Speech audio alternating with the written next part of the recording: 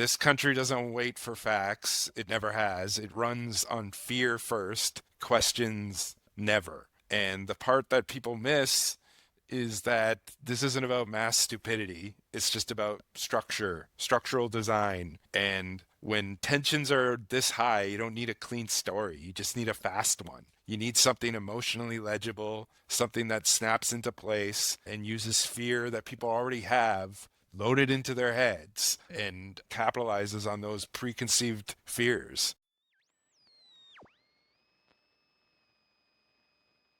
So this, now that they've created the pretext, this is the perfect scenario. This is the absolute perfect scenario for them to pull off some type of false flag in like El Paso or Dallas, Fort Worth or San Antonio, and then somehow connecting proxies through Hezbollah right into Mexico. Because that what was just said there was a complete change of tone. I've been watching this for the past like 2 hours. They are now putting out like what he said is like Americans are now waking up with questions, right?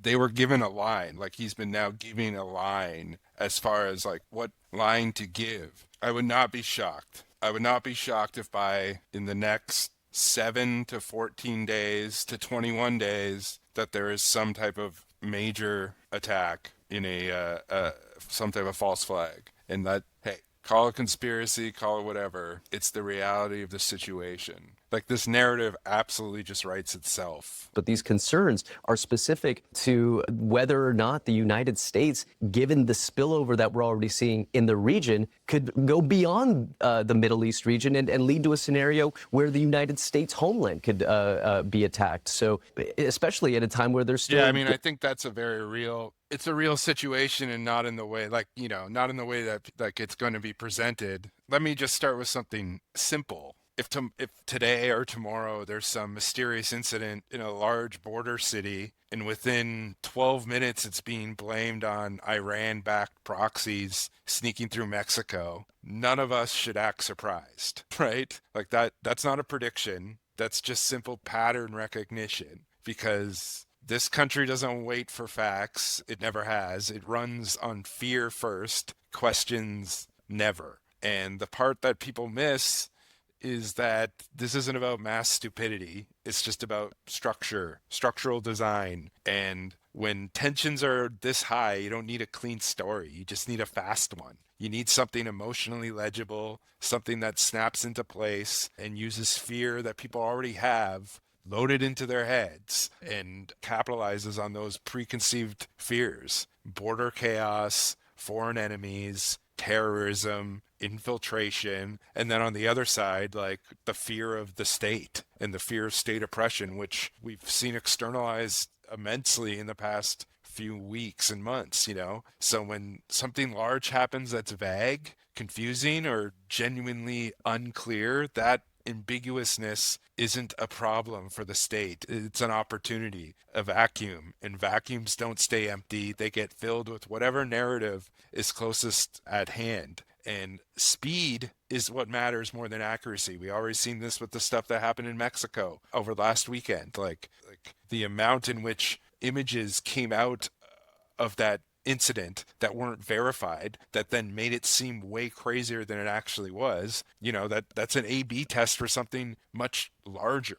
And when the vacuum is empty, it can be filled with whatever narrative is closest. And speed matters more than accuracy. And whoever speaks first is able to set the frame. And once that fear kicks in, like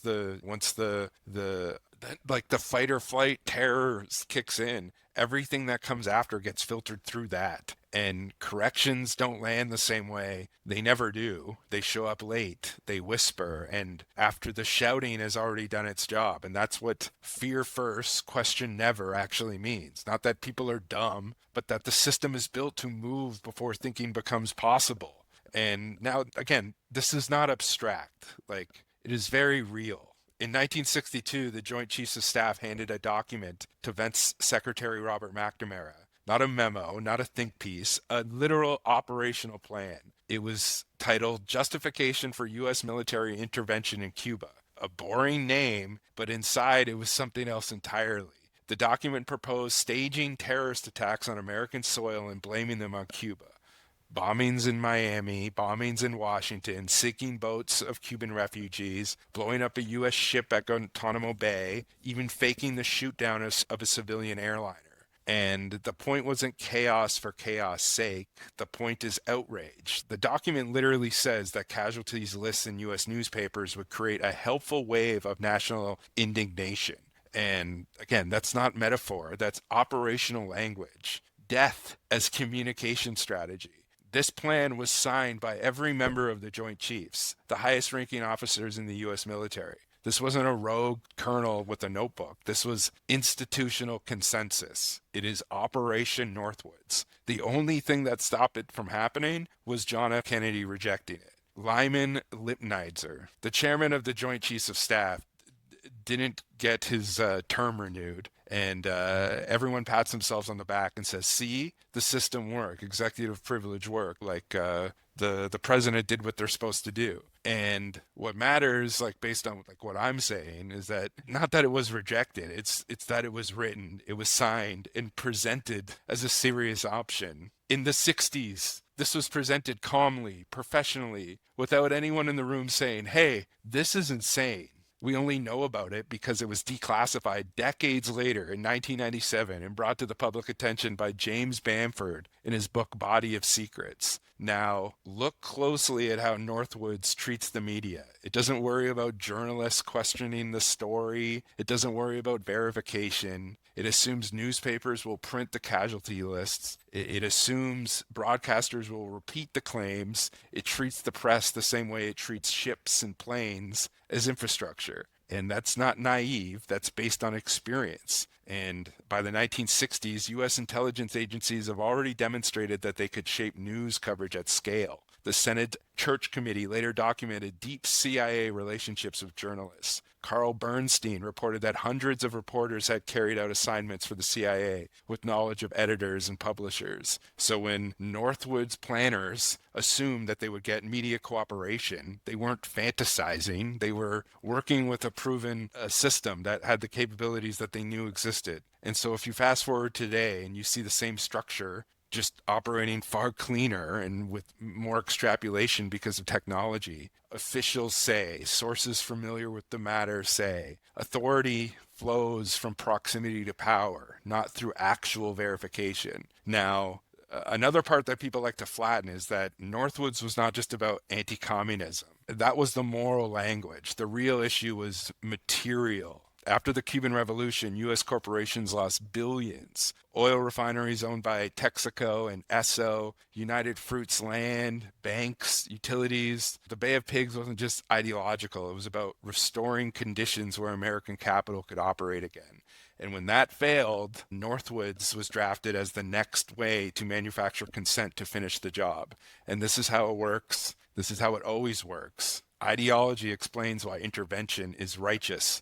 Material interests explain why it's necessary. And once you see that split, a lot of things make sense, especially why narratives are often locked in before any evidence shows up. The story isn't responsibility to reality, it's clearing space for action already decided. And that's the uncomfortable part about this is that JFK rejecting Northwoods didn't dismantle the logic behind it because that logic came back very fast, not just with JFK himself, but 2 years later, the Gulf of Tonkin incident proved the basis for full-scale war in Vietnam. The second attack almost certainly didn't happen the way it was described. The evidence was very ambiguous. The narrative wasn't at all, though. It was the outrage that moved like the speed of light and the escalation that followed. The same thing that we saw with Iraq. Weapons of mass destruction asserting as fact, despite internal doubts from the very beginning. And immediately it was echoed by the media without hesitation. Corrections are literally just coming out in the last 5 years by these people after millions have been killed in a region that has never stabilized since then. A plan can be rejected without the thinking that produced it being reckoned with. And that thinking never went away. So when you hear Iran mentioned alongside the southern border. Understand that's what's happening is not about evidence. It's about narrative, utility, and multiple anxieties collapsing into one clean, emotionally efficient threat. And the villains change, but the structure doesn't. You can manufacture or exploit an incident, frame it immediately through a familiar enemy, move policy before scrutiny, let accountability trail off into the distance. And none of what I'm saying is paranoia or conspiracy. It's documented history. Operation Northwoods, look it up. It matters because it collapses the distance between suspicion of what I'm talking about to proof of what I'm talking about. And if the conditions are created for something to happen like that again, now is the moment that that would happen, in as plain as it can be written. And that's what institutional power, it just shows when institutional power is willing to propose and carry out when it thinks it can manage the story. And so this isn't to say that not every single crisis is staged, but every crisis is absolutely an opportunity for to be exploited. And narratives are the tools for that exploitation. Fear moves far faster than facts can. And once the frame is set, walking it back is impossible at that point, even when it falls apart, because the action has already been committed. The danger is never that someone once wrote down a bad plan. The danger is that the logic behind it is continuously normalized, professionalized, and carried forward. And again, go and look in the archive. The archive is there. These patterns are clear, and the method is still with us. Fear first, question later, maybe question never. So keep an eye out for this in the coming days because, yeah, who knows what could happen here.